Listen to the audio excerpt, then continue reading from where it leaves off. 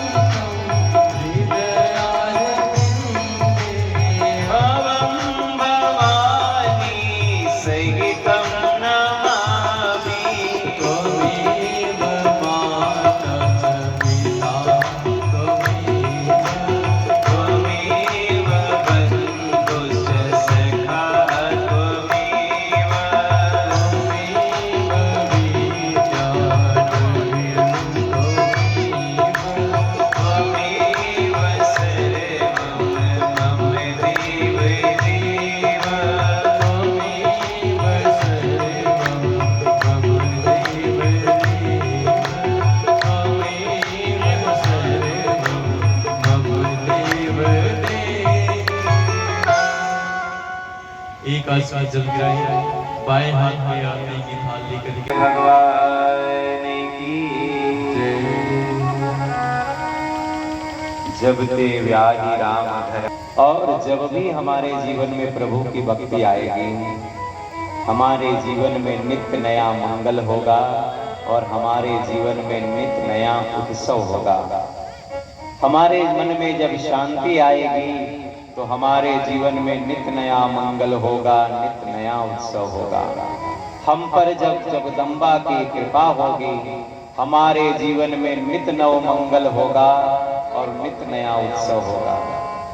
अब मैं आपसे एक प्रार्थना करना चाहता हूँ। यदि आप श्री रामचरितमानस जी का पाठ करते हैं तो बहुत अच्छी बात है, और यदि नहीं करते हैं तो हो सके तो प्रतिदिन श्री अयोध्या कांड के प्रथम दोहे की इन 8 चौपाइयों का पाठ करने का प्रयास अवश्य करिए। सिर्फ इन 8 चौपाइयों का पाठ। मैं तो अपने माता और पिता को पुकार रहा हूँ। मेरे तो माई और बाप दोई आकर। ये राम नाम के 2 अक्षर ही मेरे माता हैं और ये राम नाम का दूसरा अक्षर मेरा पिता है। रकार रामचंद्र हैं, मकार मातु जानकी। मैं अपने माता पिता को पुकार रहा हूँ। आपसे करबद्ध निवेदन है, ईश्वर के नाम से भी अपना संबंध जोड़कर फिर ईश्वर के नाम को पुकारिए हो।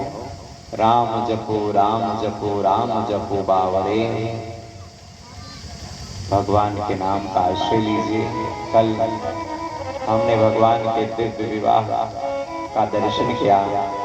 अयोध्या जी में इतना आनंद है, इतना आनंद है। श्री अयोध्या कांड की कथा को प्रारंभ करते हुए गोस्वामी जी महादेव की स्तुति करते हैं। और आपसे एक बात कहूं, बाल कांड हमारे जीवन के बचपन का कांड है और अयोध्या कांड हमारे जीवन के युवानी का कांड है। हमें युवावस्था में कैसे जीना चाहिए, जब हम ब्रह्मचर्य आश्रम से गृहस्थ आश्रम में प्रवेश करते हैं तो हमारा जीवन कैसा होना चाहिए। एक पति के रूप में, एक पिता के रूप में, एक भाई के रूप में हमारा क्या कर्तव्य होना चाहिए, इन सब की शिक्षा श्री अयोध्या कांड में गोस्वामी जी देते हैं। और गोस्वामी जी अनमोल पंक्तियों में श्री अयोध्या कांड की कथा को प्रारंभ करते हैं। आइए इन पावन पंक्तियों का आश्रय लेते हैं, फिर हम इस पावन